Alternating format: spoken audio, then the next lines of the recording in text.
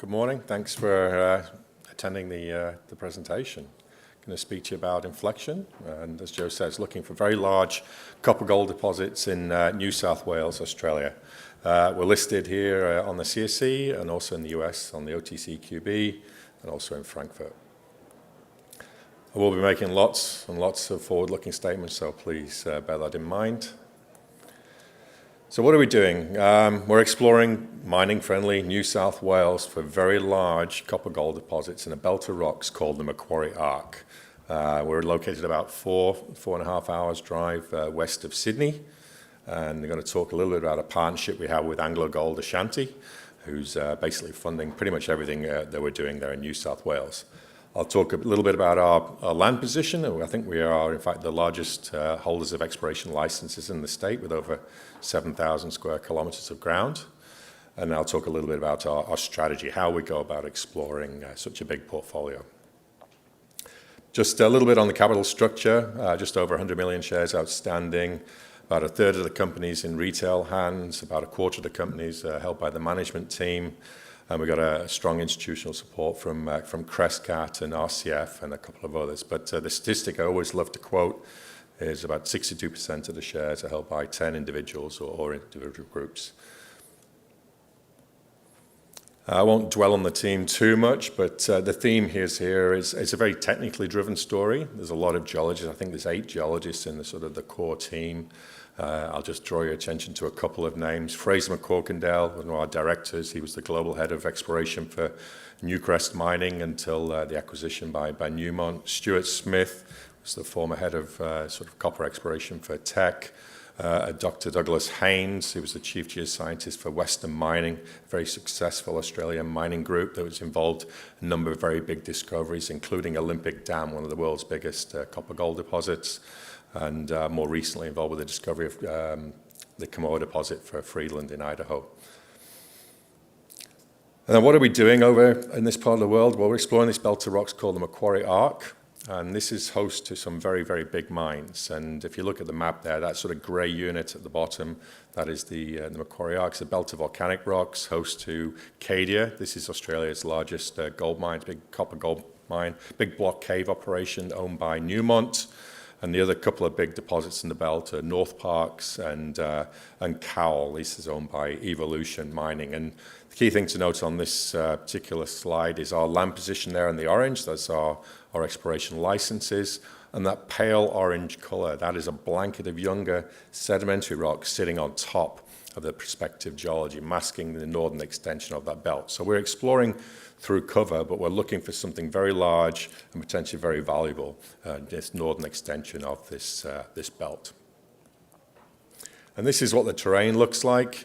It's a beautiful place to explore. It's got excellent infrastructure, but it's really fairly barren lands in many respects. It's sort of bushland, cattle stations or big commercial farms where they grow grain or canola and things like that. So it's an easy place to operate, and more importantly, makes a very cost-effective exploration. We're not dealing with seasonality here. There's no need for remote camps and things like this. You can pretty much drive anywhere you want to go and work year-round, but we've just got to deal with the cover that's masking the underlying geology. And this is probably the key image that explains the opportunity in many ways. You can sort of see that simplified geological map on the left-hand side showing the location of the mines or land position. And on the right is a magnetic map showing the extent of the belt where it disappears under the cover. So this was a regional magnetic survey flown by the government of New South Wales to encourage investment in mining exploration, and it demonstrated that the belt continued under that blanket of sediments. And this is where Dr. Douglas Haynes came in. He essentially built an interpretive geological map, extrapolating the known geology outcropping in the south all the way under that blanket of sediments to the north. And in doing so, he identified about 36 very large targets he considered analogous to the big deposits further to the south. And that was the opportunity. These were all on open ground when we started this in 2018, hence being able to acquire this through essentially staking. And this is a simple cartoon of the geological model, sort of 3D model. We've got the blanket of sediment sitting on top of the much older prospective volcanic rocks. We're exploring these alkalic porphyry systems. They call them pencil porphyries in this part of the world. They're very essentially skinny, intrusive bodies, vertically very extensive, but very narrow in essentially diameter. But they've got very unique characteristics and in terms of their geochemistry and also their halo. So you have a sort of core zone of mineralization in a very simplistic manner, and out border that you've got sort of concentric zones of alteration, which is very distinctive and what we use to explore. The other key part of this is they often form in clusters. So if you think of sort of fingers of mineralization or porphyry bodies coming up through the volcanic rocks, that we're looking for these fingers, and it makes them very amenable to underground block cave mining as well, this vertical nature of these bodies. They're also typically gold rich as well. And we explore for these things by drilling multiple drill holes through the sedimentary cover, doing cheap diamond core holes into the basement, looking for favorable geochemistry or alteration or mineralization. So with this strategy and the land position, we're able to attract a partnership with AngloGold Ashanti. And this is one of the key things here. It's a 4-stage deal. We've been operating this since the summer of 23.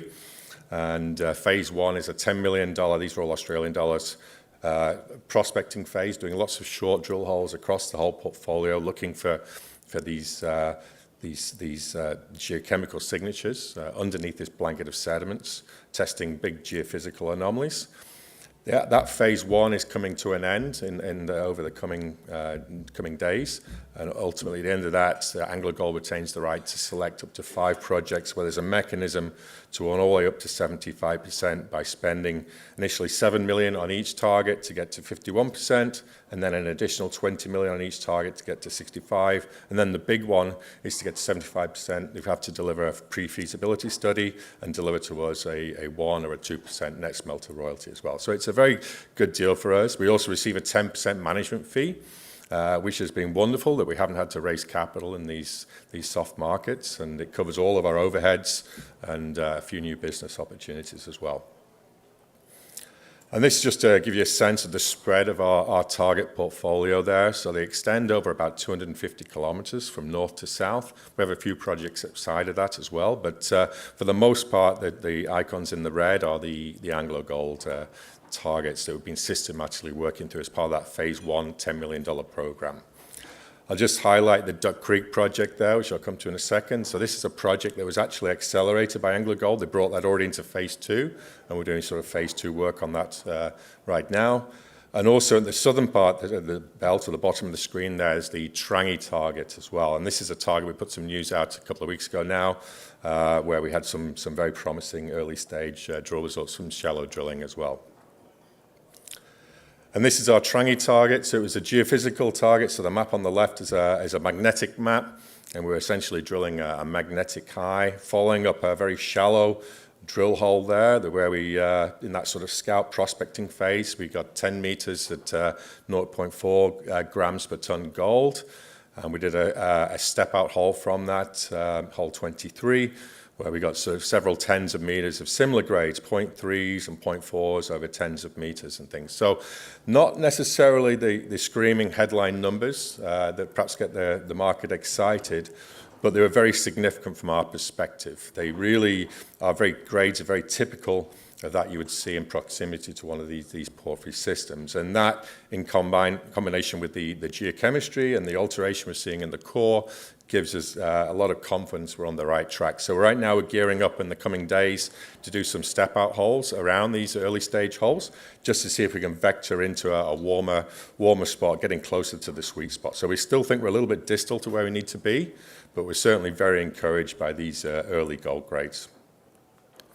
And this is our Duck Creek project. I won't get into this, but this is another target, the one that was selected by AngloGold. Again, broad areas of alteration over a very large area. We've not yet drilled the boomer of a hole in terms of gold and copper values, but lots of favorable alteration, very classic alteration you would see outboard of these porphyry systems over a very, very large area. And in terms of what's ahead of us here, just in terms of what's potentially going to drive the share price here, there's the drilling on our Trangie target, where we just hit that favorable gold intercepts. Obviously, further work on our Duck Creek project, see if we can vector into where we need to be to find one of these porphyries. And then the end of phase 1 is coming up in the coming days as well, and this is where AngloGold retains the right to select up to 5 projects or 4 additional projects from where they are today. So there's quite a bit ahead of us here over the coming weeks and months.